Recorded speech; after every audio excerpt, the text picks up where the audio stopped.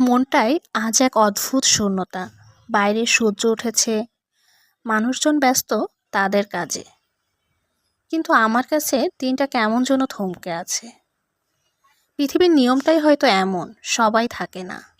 কেউ না কেউ দূরে সরে যায়, পরিস্থিতির টানে, সময়ের টানে, অথবা ভাগ্যের নিষ্ঠুর খেলায়।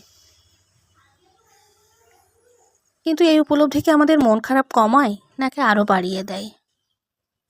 ভাবতে ভাবতে একসময় খাতা কলম হাতে নিলাম, লিখতে লাগলাম আমাদের স্মৃতিগুলো, হাসির মুহূর্তগুলো, একসঙ্গে কাটানো সময়গুলোর কথা।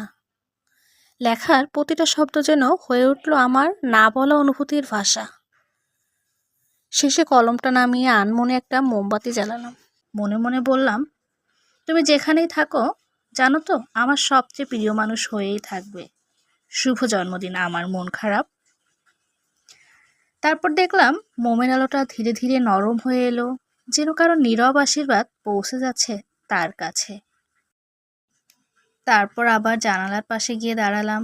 আকাশে চাঁদ উজ্জ্বল, শহরের বাতিগুলো ঠিক আগের মতোই জ্বলছে, কিন্তু রাতটা খুব নিঃসঙ্গ।